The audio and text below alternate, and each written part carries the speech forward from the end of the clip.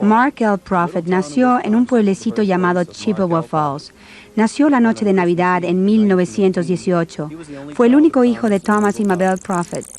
Mark creció en esta pequeña casa durante la Gran Depresión. Vivía con su madre.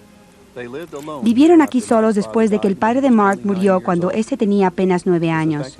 De joven tenía la responsabilidad de ayudar a cubrir las necesidades financieras de su familia.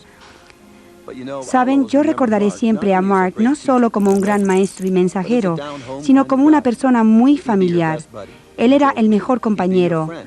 Bromeaba con uno.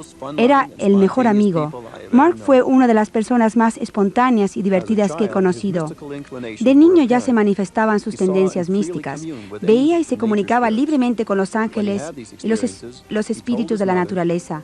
Cuando tenía estas experiencias se lo decía a su madre, a quien él amaba mucho, pero ella no lo entendía.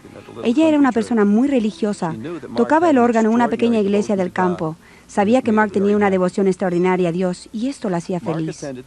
Mark asistía a la iglesia pentecostal y oraba durante horas ante este altar que él mismo construyó en el ático de su hogar.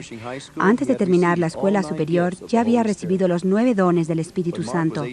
Cuando Mark tenía 18 años y trabajaba en el ferrocarril, el Moria se le apareció. Mark estaba muy atareado clavando estacas de ferrocarril, completamente entregado al trabajo. Y en un momento increíble, el maestro El Moria suspendió las leyes del tiempo y del espacio para aparecérsele a Mark y hablarle de su misión. La visión pareció durar 5 minutos, pero el maestro lo comprimió todo en un solo golpe de martillo de Mark. Al siguiente día recibió un telegrama de Western Union confirmando su experiencia y lo que le había dicho El Moria. Incapaz de asociar el adepto oriental con turbante con su devoción de toda la vida a Jesús, Mark lo desechó por un tiempo. No fue hasta años después que el Moria regresó y fue aceptado por Mark como su maestro. Bajo su dirección, Mark fue a Washington, D.C. y fundó Summit Lighthouse con el propósito de publicar las enseñanzas de los maestros ascendidos. Mark conoció a su alma gemela, Elizabeth, en 1961 y tuvieron 4 hermosos niños a los que amaron mucho. Mark y madre tomaron un interés especial en enseñar a sus niños a temprana edad. A Mark le gustaba que Sean conociera a las personas que les recitara lo aprendido, como la tabla de elementos químicos o el alfabeto griego. Es gracioso ver cómo algunas personas criticaban a Mark por combinar elementos de la vida diaria con su ministerio, por tener hijos, por lo que comía o por tener una radio de aficionado. Mark era refinado y sensitivo. Podía hacer el papel de un tonto o de un simplón. Podía hacer todo tipo de cosas que eran definitivamente inesperadas ante individuos que normalmente esperaban ser recibidos con la mayor pompa y adulación. En 1968, Mark viajó a Europa con su familia y varios discípulos devotos. Navegamos en el SS Bremen de la ciudad de Nueva York a Bremerhaven, en Alemania. Mark viajaba constantemente para realizar su labor, para abrir el camino a los portadores de luz que no podían entrar a las enseñanzas debido a los registros kármicos en sus países y en sus auras. Este viaje a Europa en particular fue para limpiar los registros de brujería y los numerosos registros que estaban haciendo temblar a los elementos y para liberar a las almas de luz en Europa. Mark nos condujo a Alemania y al Valle del Rin. Él recordaba esta zona de cuando él era Longfellow, así que podía encontrar las calles donde quiera que iba. La gente de la localidad no comprendía cómo podía localizar los sitios de la forma en que lo hacía. Desde esta altura podemos ver el Valle del Rin. Y en el etérico tenemos el retiro del Anhelo. Pueden pedir a los ángeles que le lleven al Chateau del Anhelo en el Rin. En este retiro pueden ser invitados a la biblioteca de los pergaminos que contienen diagramas de ciudades de la nueva era, obras de arte e invenciones mayores de lo que podríamos soñar. O bien pueden arrodillarse ante una fuente especial y dejar que el anhelo los rocíe con su agua bendita, que los ángeles bendicen a diario. A Mark le gustaba manejar. Uno siempre tenía la impresión cuando viajaba con él que no solo examinaba la octava física en todas direcciones, sino que también examinaba los registros acásicos del paisaje sobre los cuales hacía comentarios. Podía simultáneamente llevar una conversación personal, hablar por teléfono o por la radio de onda corta y compartir sus últimas revelaciones de los maestros ascendidos. En uno de esos viajes, cuando estaba con él, dictó entero sin un solo titubeo su poema titulado Tell Them, Diles. En Santa Barbara, California, nació Summit University.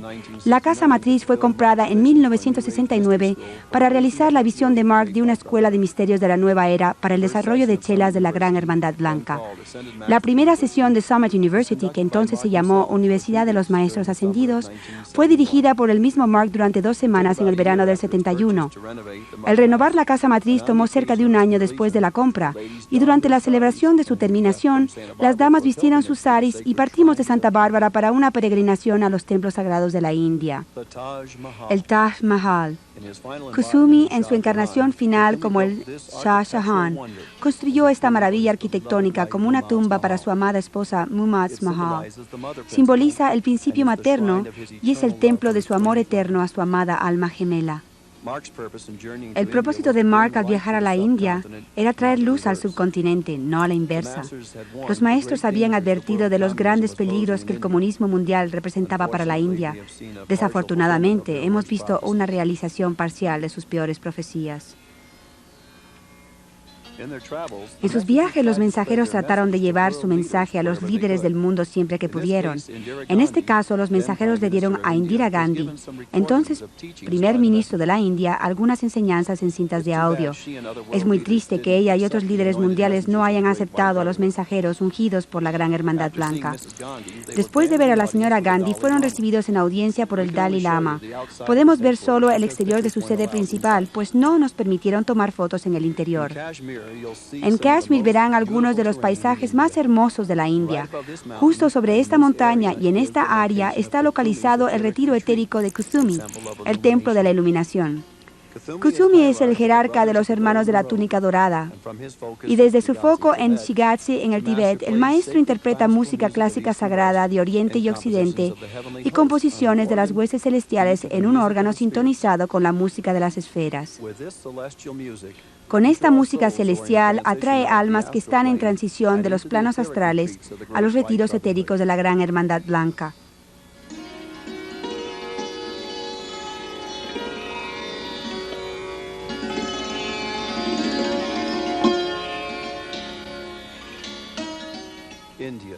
India, tierra de grandes contrastes, de intensa superpoblación y pobreza, y sin embargo un país de gran belleza y espiritualidad. El peregrinaje a India fue para los mensajeros uno de los viajes más agotadores físicamente, pero sumamente importante en lo espiritual. Estos fueron tiempos entrañables, tiempos muy íntimos. Es como si todos viviésemos en el seno de Abraham. Fue como si todos viviésemos dentro de Mark. Él era nuestra vida, todo nuestro vivir, y representaba a los maestros para nosotros. Ninguno de nosotros podía realmente saber quién era el Moria o Saint Germain o los Elohim o los arcángeles, excepto cuando estábamos en presencia de Mark y le oíamos hablar. Sentíamos su vibración, su energía y recibíamos su enseñanza. Siempre le estuvimos agradecidos por familiarizar de nuevo a nuestras almas con esas enseñanzas internas que han sido conservadas en las escuelas de misterio desde los últimos días de Lemuria y la Atlántida. Con humildad caminó el sendero para que todos pudiésemos seguir sus huellas.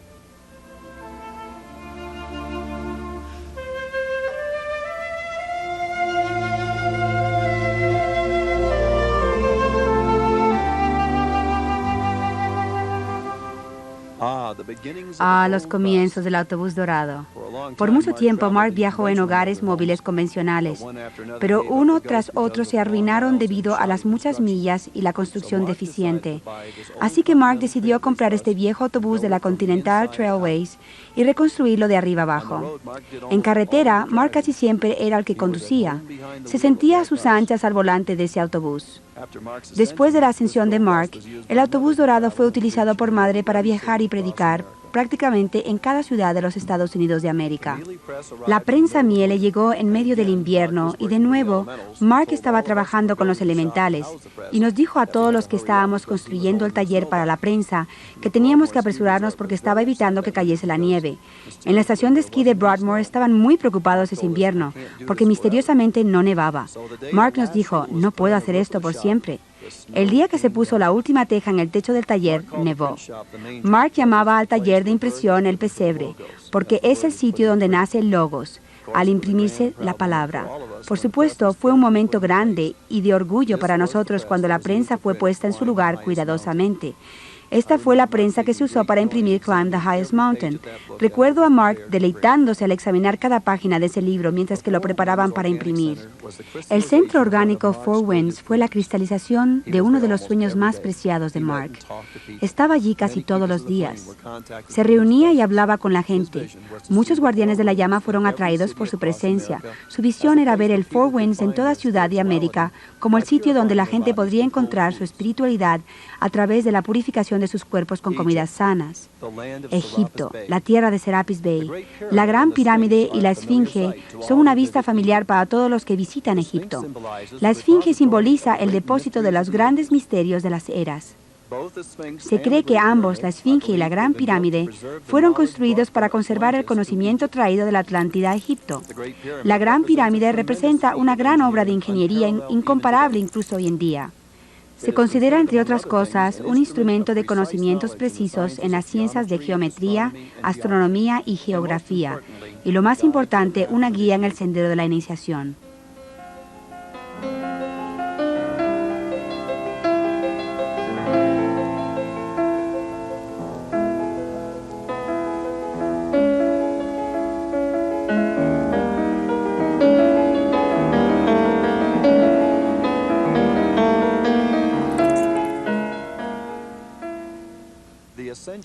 La ascensión es la culminación de millones de decisiones correctas en muchas vidas. Mark fue el faraón Ignatón en una de esas vidas. En la misma época, Madre estaba encarnada como Nefertiti, su esposa. Ignatón fue un innovador valeroso que abandonó los dioses paganos del antiguo Egipto y sus formas humanas y animales. Lo sustituyó por una doctrina monoteística centrada en el Dios universal, el Dios Sol, Atón. Ignatón, un individuo real, el más notable de todos los faraones, el primer profeta de la historia. Este busto de Ignatón fue hecho cumpliendo sus órdenes de que se mostrase con absoluta fidelidad su anatomía poco usual. Esto era en contraste absoluto con los faraones anteriores, que eran representados como dioses. Insistió en la verdad en el arte, y esta imagen de Nefertiti es otro hermoso ejemplo de la nueva libertad del artista. El río Nilo es la vida de Egipto. Está unido a cada parte de su sociedad y de su cultura.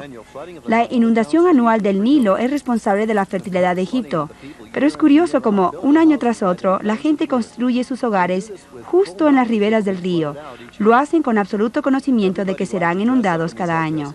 A todos nos gustaba vestirnos con esos turbantes, especialmente a Mark.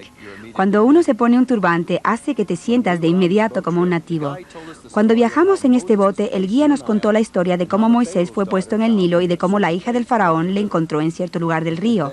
Señaló a los juncos y dijo, ahí está, ahí fue donde le encontraron.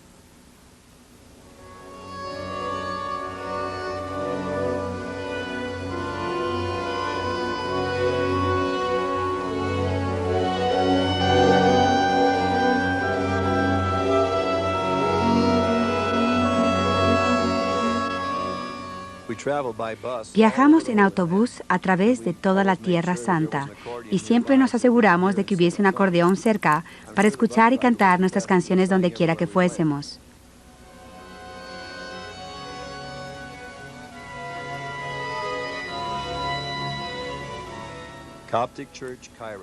Iglesia cóptica en el Cairo. La Virgen María estuvo allí con Jesús y José en su ida a Egipto. En nuestros tiempos, la Virgen María se ha aparecido aquí durante muchos meses y es uno de los santuarios más sagrados de Egipto. Desafortunadamente, los medios de comunicación ocultaron esas apariciones.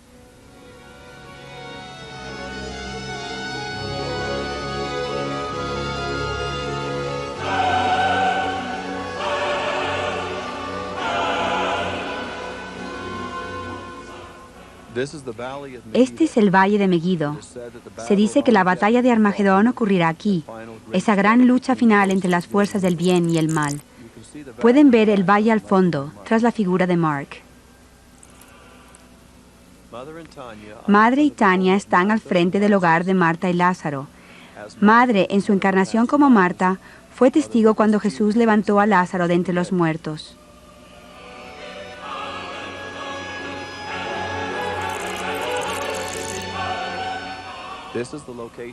Este es el sitio en la comunidad de Xenia donde los pergaminos del Mar Muerto fueron descubiertos. Mark nos dijo que los ángeles que inspiraron a los esenios también habían inspirado a Mark y a Madre para escribir Climb the Highest Mountain. Visitamos uno de los muchos santuarios que señalan el lugar de la resurrección. Había varios lugares que se cree son la tumba histórica de Cristo. Jesús le dijo a Mark que el lugar físico no tenía mayor importancia, porque el evento está en los registros acásicos y puede conocerse a través de sintonización interna.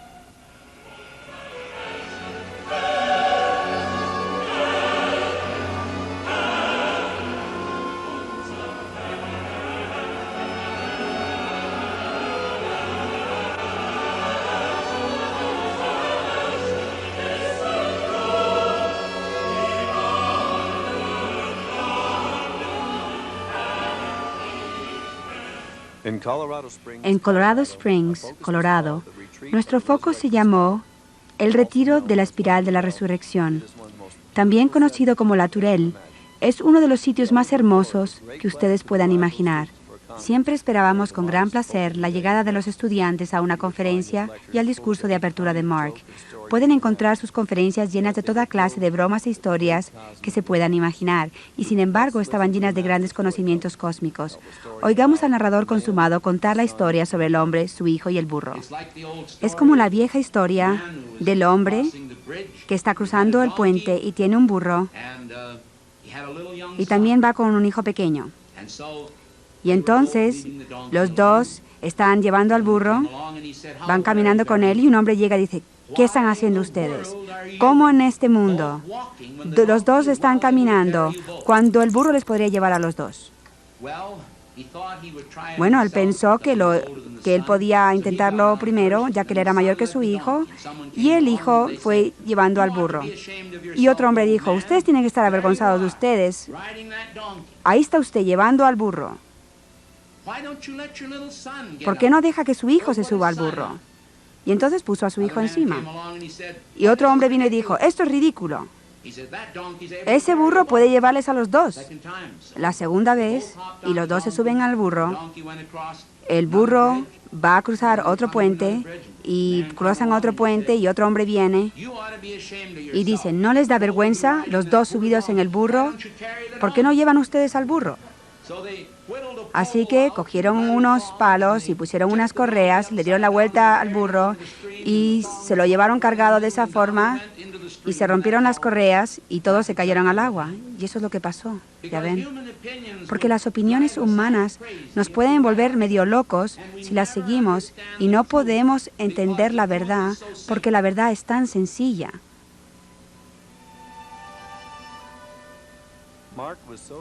Mark era muy familiar, le encantaba hablar con la gente. Una de sus cosas favoritas para hacer en el último día de una clase era que la gente se pusiese de pie y dijese quiénes eran, de dónde venían y lo que hacían. Sus oídos estaban siempre prontos a escuchar y ser compasivo cuando lo necesitábamos. Por sus convicciones, su carácter era el de un hombre de gran valor. Su constancia y lealtad a los maestros eran inalterables. Tenía una naturaleza cariñosa y tenía una gran capacidad para perdonar. Su fe, como la de un niño, y su actitud humilde a menudo se expresaron con la fuerza de un león.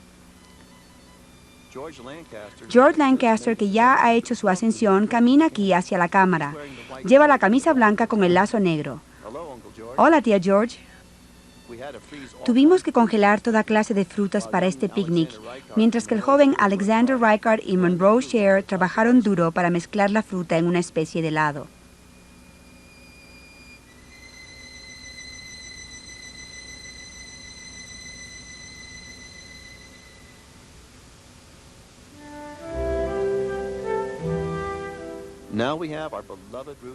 Ahora tenemos a nuestra amada Ruth Jones, perdonen, la maestra ascendida Ruth Jones.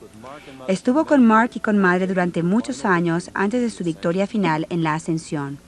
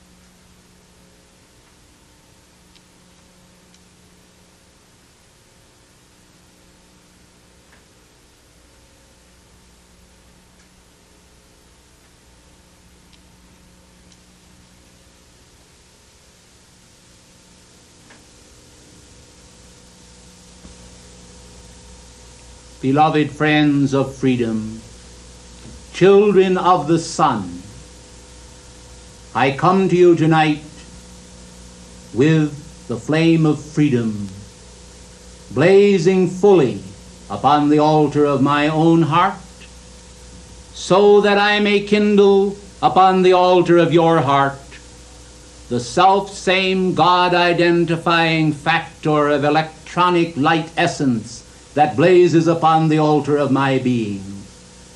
I am charged with this essence. I am manifesting this essence. I am this essence of cosmic and universal reality. When all of you concentrate together then upon the sacred force field or chakra of the heart, it will help to produce a manifestation of God awareness, which is the fullness of the cosmic intent for every man-child upon this planet and upon all planets in all systems of worlds. For there is a universal drama being enacted everywhere, and this drama is filled with the poignant manifestation of the love of God. This is a love of innocence, a love of purity, and a love of wholeness that enables the identity of man to become clothed upon with the majesty of the eternal robe of man's universal identity. Down through the ages, lesser images have formulated themselves in mortal consciousness and have caused individuals to constantly fear that they were falling short of the glory of God. Yet such was never the idea of the Eternal One. For your own beloved, mighty God presence, your God presence, I am, has ever held for you an inviolate image of cosmic light, which he has charged forth through all density of mortal creation, and has sought to bring you one and all into the family of universal identity, where you could then bask in the sunlight of your own flame of reality. A very important part of yourself, I am sure, but one that is far too frequently neglected, because individuals are often caught up in the strange miasma of the shadow self and do not understand the nature of the great blazing body of light substance that constitutes the real being of man.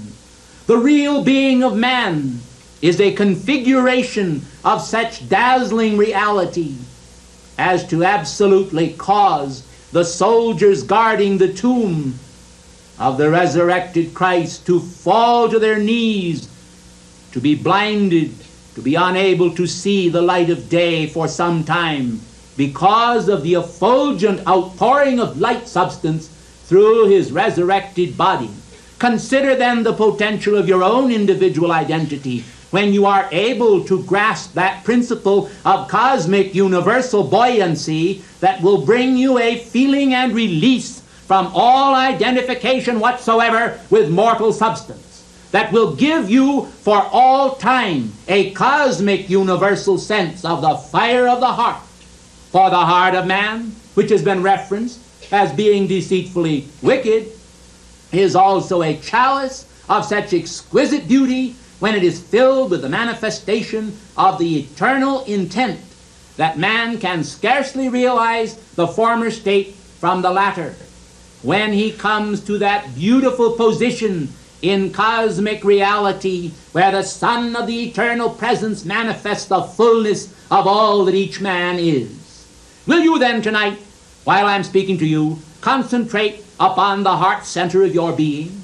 Will you for a moment forget your so-called native identity, identifying with this particular embodiment in time and space? And will you come apart from all identification with such conditions as those that are often unreal, and enter into the great blazing reality of that sun center of self, anchored within the force field of your beating, glorious heart of light? Will you tonight then understand with me that when you enter into that heart of light, when you commune with that eternal presence that is actually pulsing moment by moment the flames of universal reality into the very cosmic force field of real identity, you can find at last that you are not a physical body at all, but a real person, a soul identifying both now and always with God, with the power of God, with the love of God, and with the flame of freedom that God is. When that flame of freedom breathes and lives within your soul, the paltry treasures of mortal self become as nothing, and man sees that he has been as a serf groveling in the sands and dusts of the earth without ever understanding the meaning of his immortal destiny.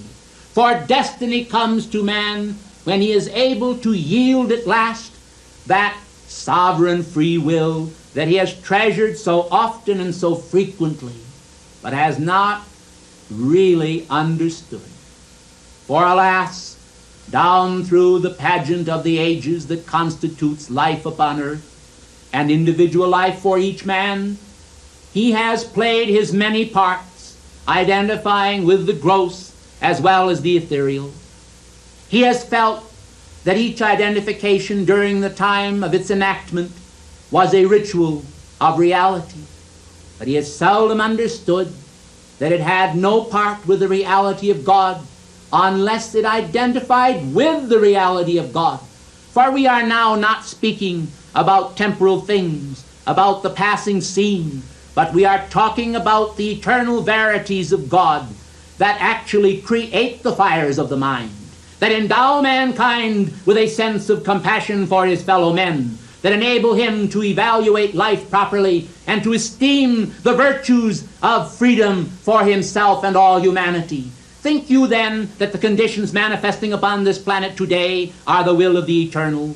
Think you that God desires to create worms, that God desires to create animals to tear and destroy one another viciously? Think you that God favors war and deceit and false judgment? Certainly this is not the activity of the eternal, but it is the activity that mankind has engaged in through the centuries, which is the compounding of that which individuals call history. We often say amongst ourselves, in sort of an odd joke perhaps to you, this is not history, but a hissing of serpents. And truly it is so. For mankind today do not understand or grasp the sacred power that is descending upon them and sustaining their physical breath and existence. They do not understand that that physical breath and existence was given to them solely in order that they might attain to a sense of eternal values, that they might resurrect in themselves the glory of God which they had with him before the world existed, before form and form consciousness manifested. Let me then say to each and every one of you that I am come tonight, together with the Lord Christ and others of the ascended host, in order to start this series of meetings out in what we consider the right manner, to resurrect within you a new sense about the inward identity, which many of you, in fact most of you, have identified with at one time or another, but which you have simply not identified with frequently enough. Let me then hasten to assure you that our love for you today is, as always, a glowing coal from the altar of heaven, that we esteem every action most fondly that men do in freedom's name, but we also, by counterpoint, do deplore every action which mankind engage in that brings about destructive circumstances in the world and creates feelings of oppression or fear. For God has not desired that this sweet planet should be a planet of fear, fraught with constant peril. It is his will to create a spirit of love such as the world has never seen manifest in themselves. Individuals may say, is not this spirit of love already created? And to them we respond saying, yes, it was created in the beginning, but men have not appropriated it, and the eternal creation that has stood ready to transmit itself to them in all the fullness of its God identity has remained aloof from them because they have remained aloof from it. And the beauties of heaven, the beauties of the glowing freedom of cosmic fires are scarcely known to mankind today, so that many of them are caught up in the very marvelous stories of those who are not a part of the Christian movement as such, but who live in the far distant Himalayan mountains, and there, through attunement with God, are able to manifest many of the powers which mankind in Western civilization do not yet have. May I say to you tonight then, in God's name, that this is somewhat a travesty on opportunity, for to Western civilization was given the great motivating power of science. We have endowed mankind here in the West with the power and industry to create great cities and temples, to create halls of learning, to utilize electronic miracles to spread abroad the word. But where is the word sustained? The word is sustained in the within, in man. And there are those who sit in meditation in the Far East who attain to contact with this lost word, with the spirit of the lost word, with the building of the eternal pyramid within. They understand the meaning of compounding life toward infinite purposes. They understand the meaning of eternal progression, of the order of the angels, of the order of men, of the order of the gods.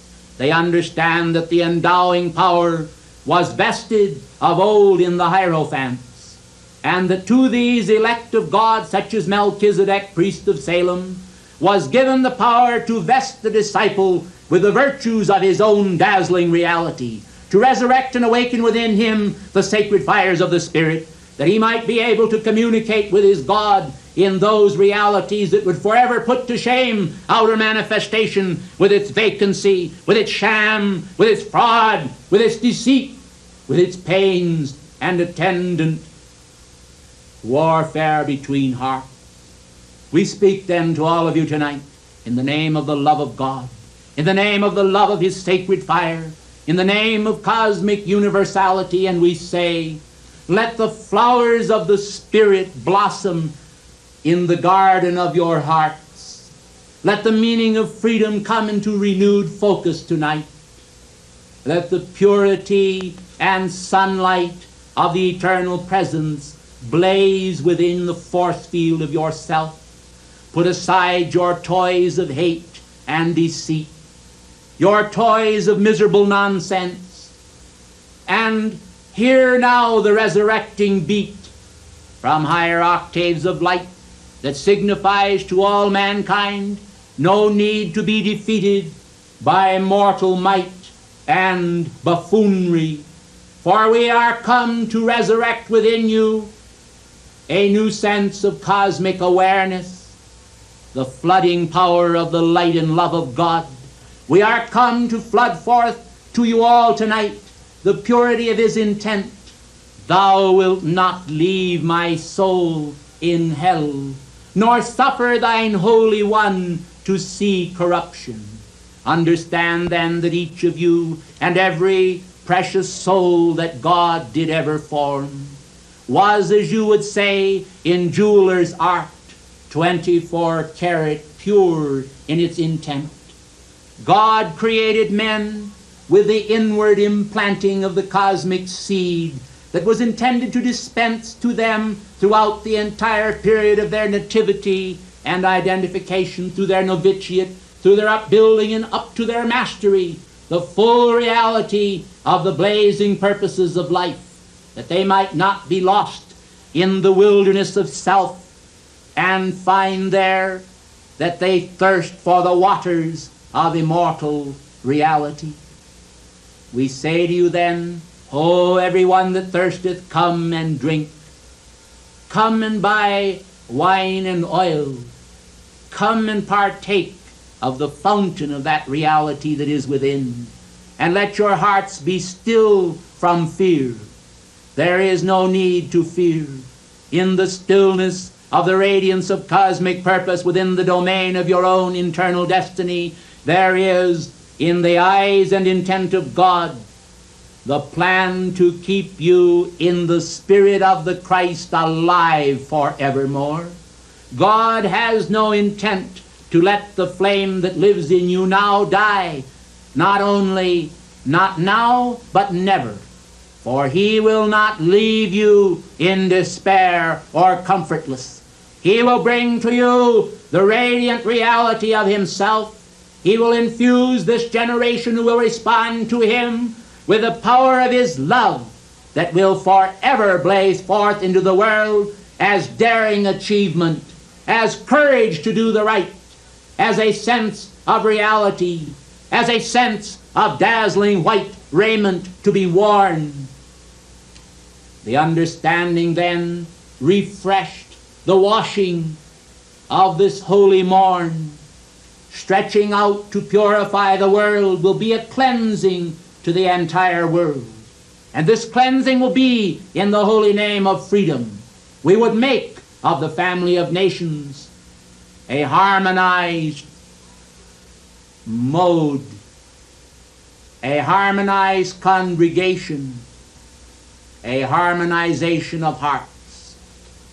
For then all pain and sense of struggle will cease, and you can teach one another the divine arts, the divine graces, and the face of cosmic universal good fortune will smile upon you with renewed impact.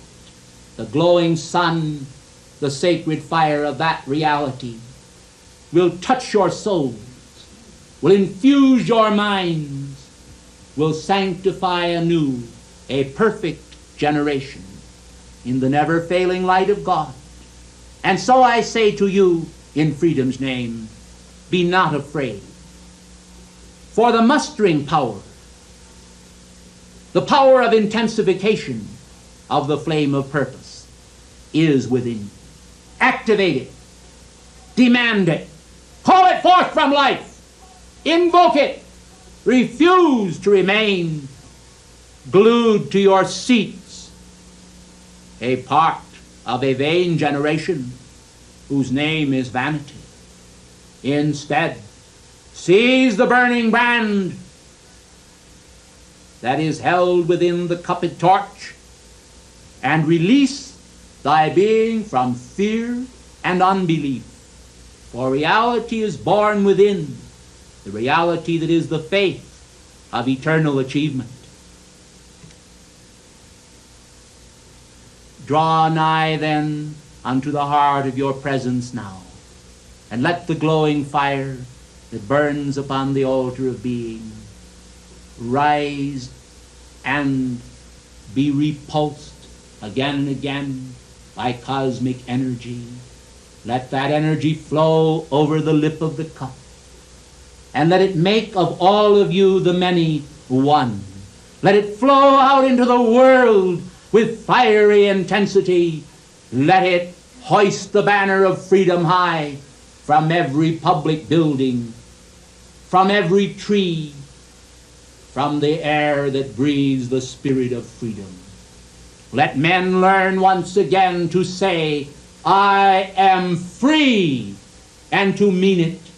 Let men learn once again to say, I am clean, and be it. Let men learn once again to say, I love, and mean it.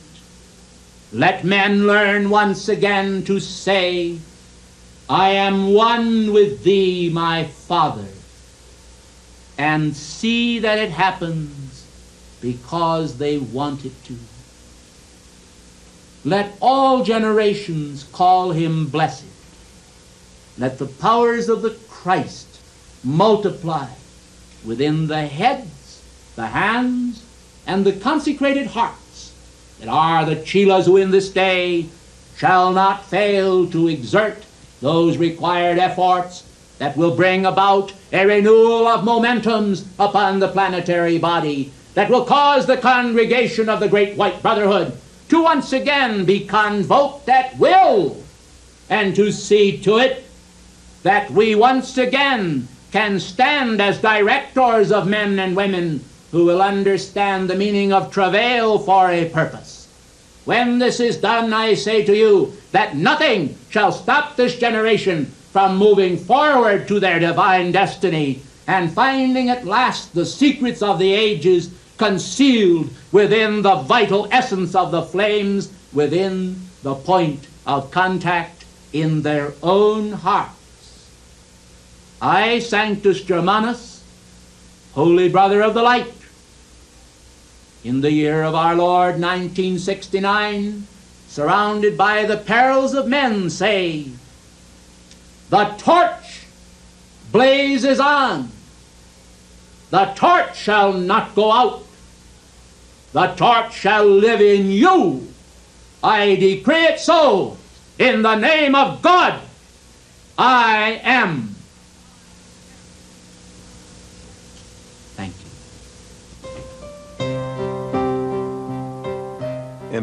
Al despedirnos, oigamos algunas palabras del poema de Longfellow, un salmo de vida. No me digas en lúgubres números que la vida es solo un sueño vacío, pues el alma que dormite está muerta y las cosas no son lo que parecen.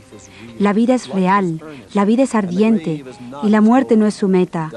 Polvo eres, al polvo regresarás, no se dijo del alma. Las vidas de grandes hombres todas nos recuerdan que podemos hacer sublimes nuestras vidas y al partir dejar tras nosotros huellas en las arenas del tiempo.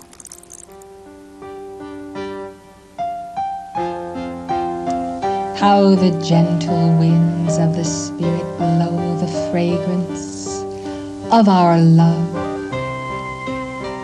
and how the fragrance of violets transports the soul to higher octaves, to higher planes of awareness, where a hand reaches out. It is the hand of a friend, clasping the hand of a friend. We span the octaves. We come. We are here, close at hand, close as the heartbeat of the bird of life. I am Linello, coursing through the cycles of overcoming victory, charting courses that one day you will follow.